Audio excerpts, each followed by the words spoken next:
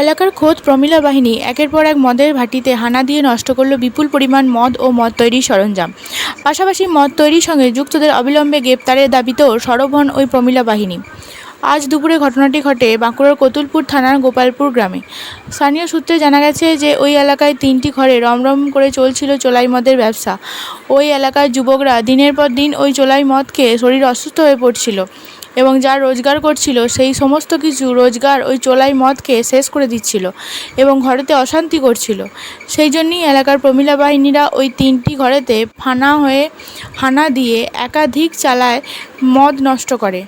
যখন ওই প্রমিলা বাহিনীরা চোলাই মদের হানা দিতে যায় তখন এলাকা ছেড়ে চম্পট দেয় ওই চোলাই মদকারী কারবারিরা।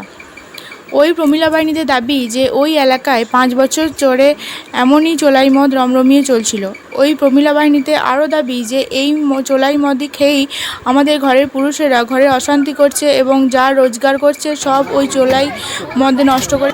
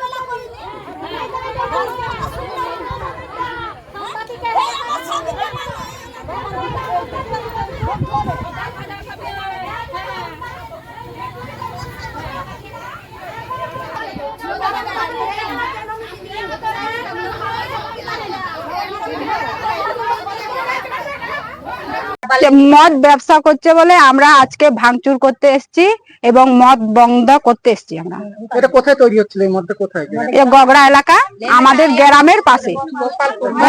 মালিকপাড়া। কতদিন ধরে এভাবে মদ চলছিল? হচ্ছে 5-6 বছর। আজকে আপনারা পাড়ার মহিলারা সবাই? হ্যাঁ, সবাই এসেছি। মদ ভাঙলেন?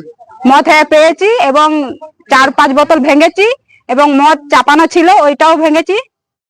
আপনারা কারা এসেছেন এখানে মদ ভাঙতে করতে? আমরা ওই যে মানে পাড়ার পাড়ার লোক, গোষ্ঠীর দল। আপনারা কি সব মহিলা? হ্যাঁ। আমরা কি চাইছেন এখন? এখন চাইছি এরা যেমন মদ ব্যবসা বন্ধ করুক এবং এদিকে পুলিশে ধরে নিয়ে যাক, আমরা এইটাই চাইছি। কতদিন চলছে মদ ভাবে? 5-6 বছর। 5-6 বছর। আপনারা এর আগে কিছু করেননি এভাবে মদ চলছিল? কাউকে জানাননি?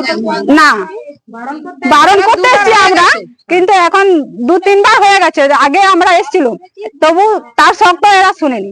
আজকে কি সব ভাঙচুর করবে? আজকে হ্যাঁ, ভাঙচুর করেছি এবং এখনো আছে। আপনারা এই মতো অবস্থা এখন কি চাইছেন? এখন চাইছি এরা যেমন বন্ধ করুক। আপনাদের এই জায়গাটার নাম কি যেখানে মদ হচ্ছিল? এই জায়গাটার নাম হচ্ছে গোপালপুর। আপনার নাম? আমার নাম সম্বরী টুডু।